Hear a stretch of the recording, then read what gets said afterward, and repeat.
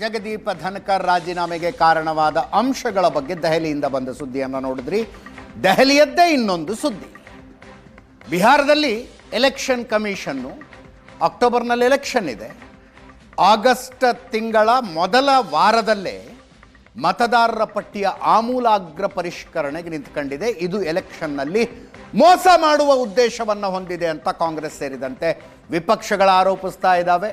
ಈ ರೀತಿಯ ಮೋಸ ಮಹಾರಾಷ್ಟ್ರ ವಿಧಾನಸಭಾ ಚುನಾವಣೆಯಲ್ಲೂ ನಡೆದಿದೆ ಅನ್ನೋದು ಆರೋಪವಾಗಿತ್ತು. ಇವತ್ತು ರಾಹುಲ್ ಗಾಂಧಿ ಲೋಕಸಭೆ ವಿಪಕ್ಷ ನಾಯಕರು ಕರ್ನಾಟಕದ ಒಂದು ಲೋಕಸಭಾ ಕ್ಷೇತ್ರದ ಬಗ್ಗೆ ಮಾತನಾಡಿದ್ರು. ಯಾವ ಲೋಕಸಭಾ ಕ್ಷೇತ್ರ ಅಂತ ಹೇಳಿಲ್ಲ ಅವರು. ಕರ್ನಾಟಕದ ಒಂದು ಲೋಕಸಭಾ ಕ್ಷೇತ್ರದ ಆಳವಾದ ಅಧ್ಯಯನ ಮಾಡಿದಾಗ ಅನೇಕ ವಿಷಯಗಳು ಹೊರಗೆ ಬಿದ್ದಿದ್ದಾವೆ. ಆ ಅಕ್ರಮವನ್ನು ಬಹಿರಂಗ ಮಾಡ್ತೀವಿ ಅಂದ್ರು. ಕರ್ನಾಟಕದಲ್ಲಿ ಅತಿ ದೊಡ್ಡ ಚುನಾವಣಾ ಅಕ್ರಮವನ್ನು ಪತ್ತೆ ಮಾಡಿದ್ದೀವಿ, ಬ್ಲ್ಯಾಕ್ ಅಂಡ್ ವೈಟ್ ನಲ್ಲಿ ಸಾಕ್ಷಿ ಸಿಕ್ಕಿದೆ ಅಂತಿದ್ದಾರೆ.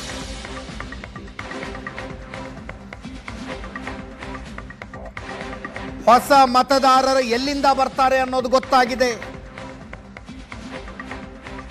ಭಾರತದಲ್ಲಿ ನಡೀತಾ ಇರೋದು ಮೋಸದ ಚುನಾವಣೆ. ಮಹಾರಾಷ್ಟ್ರ ಎಲೆಕ್ಷನ್ ಅಲ್ಲೂ ದೊಡ್ಡ ಮೋಸ ನಡೆದಿತ್ತು. ಈಗ ಬಿಹಾರದಲ್ಲಿ ಮತದಾರರನ್ನೇ ಪಟ್ಟಿಯಿಂದ ಕೈ ಬಿಡ್ತಿದ್ದಾರೆ ಅಂದ್ರು.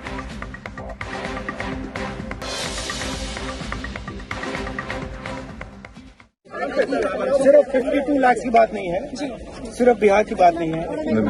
महाराष्ट्र में इन्होंने चीटिंग की. हमने सवाल पूछे इलेक्शन कमीशन से, वोटर लिस्ट दिखाइए. इन्होंने वोटर लिस्ट नहीं दिखाई.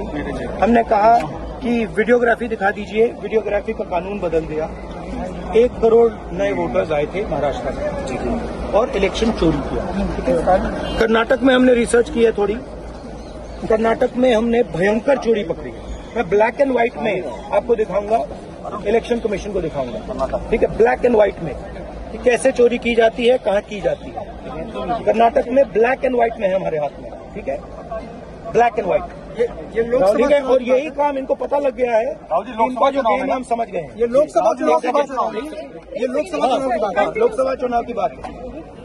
हमने एक कंस्टिट्यूएंसी चुनी, वहां पे हमने डीप डाइव किया. क्योंकि प्रॉब्लम क्या है, ये वोटर लिस्ट देते हैं पेपर में, और पेपर की जब वोटर लिस्ट आती है उसको एनालाइज किया नहीं जा सकता. तो एक कंस्टिट्यूएंसी ने हमने पूरी की पूरी वोटर लिस्ट ली, उसको डिजिटल फॉर्मेट किया. 6 महीने लगे हमने, मगर हमने सारा का सारा मतलब इनका सिस्टम निकाल दिया. ये कैसे करते हैं, कौन वोट करता है, कहां से वोट होता है, कैसे नए वोटर बनते हैं, पूरा का पूरा हमें मालूम. फॉर्मेट बदल दिया इन्होंने. नहीं, अब इनको समझ आ गई बात. ठीक है, और अब इन्होंने क्या किया है कि अब हम बिहार का पूरा सिस्टम नए तरीके से करेंगे. वोटर डिलीट करेंगे और नए तरीके से वोटर लिस्ट लाएंगे.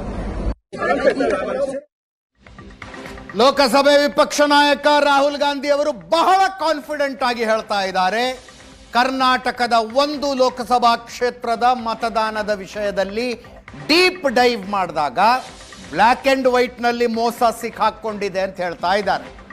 ಯಾವ ಲೋಕಸಭಾ ಕ್ಷೇತ್ರ, ಯಾವ ರೀತಿಯ ಮೋಸದ ಬಗ್ಗೆ ರಾಹುಲ್ ಗಾಂಧಿ ಅವರು ಮಾತಾಡ್ತಾ ಇದ್ದಾರೆ, ಸದ್ಯಕ್ಕೆ ಅದರ ಮಾಹಿತಿ ಇಲ್ಲ.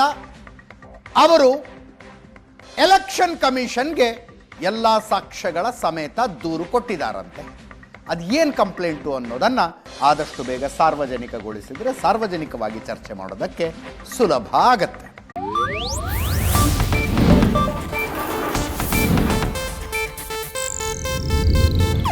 ಇದು ಏಷ್ಯಾನೆಟ್ ನ್ಯೂಸ್ ನೆಟ್ವರ್ಕ್ ಪ್ರಸ್ತುತಿ.